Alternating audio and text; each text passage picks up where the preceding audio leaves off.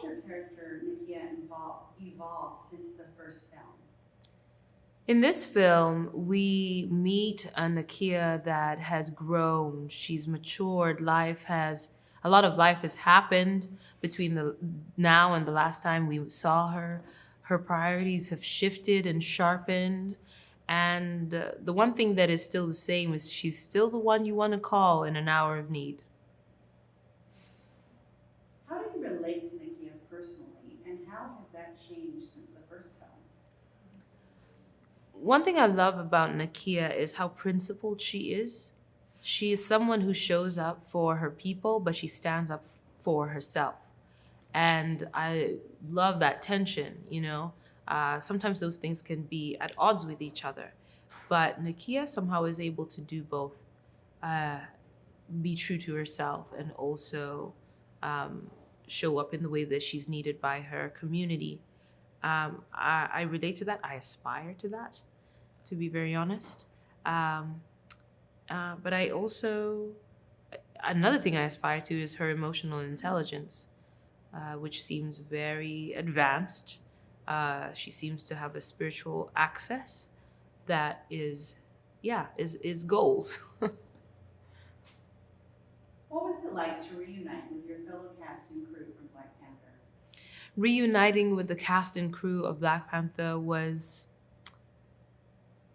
uh, a complex emotional experience. We were coming together after the loss of Chadwick Boseman, and that had left a very big void for us in this Black Panther world, in our personal lives, but also in this Black Panther world. So coming together to make this second film, there was a sadness. There was definitely grief in general, but also an eagerness on my part. Because if anyone would understand what I was going through, it would be the people who made the first Black Panther. So getting back together was actually quite a healing process. We had each other, we leaned on each other, we comforted each other, we kept his memory alive together. How has T'Challa's opening up of the Wakanda affected its people? T'Challa's opening up of Wakanda has been a lot. It was Nakia's idea and definitely something that she encouraged him to do, something that she believed in, something that he believed in. But of course, it came with a whole lot of baggage. I mean, you got wars from the Avengers, the Infinity Wars, and whatnot. You've got people trying to take advantage, trying to find ways to exploit Wakanda, and so Wakanda has a lot to do to protect itself. So it hasn't been smooth sailing. Let's say that much. What do you think of Namor's point of view in the film?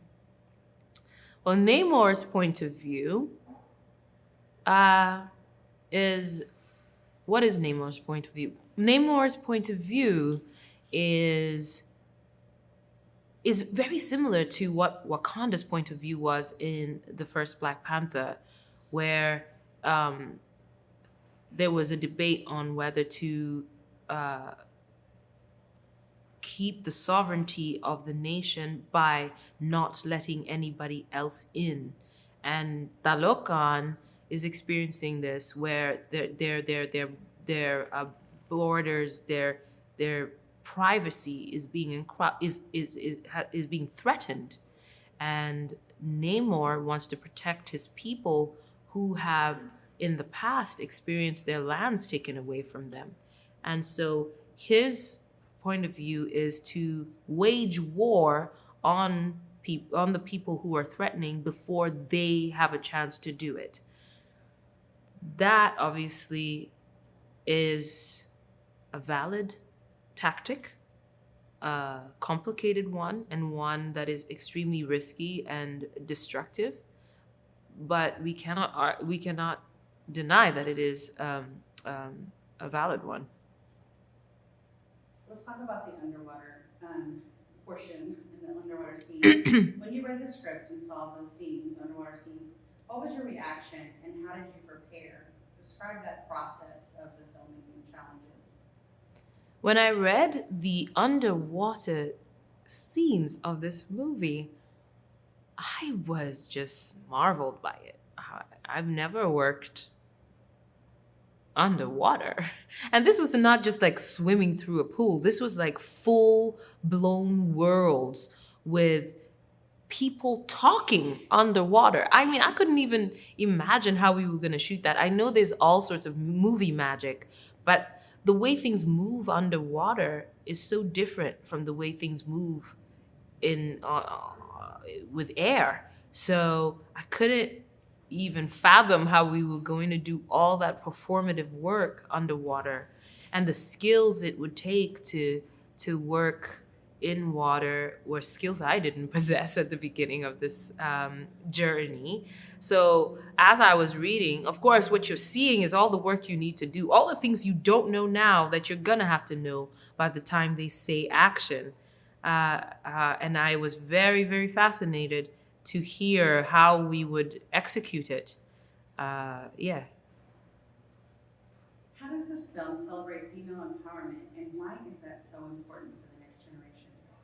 Well, this film organically celebrates female empowerment.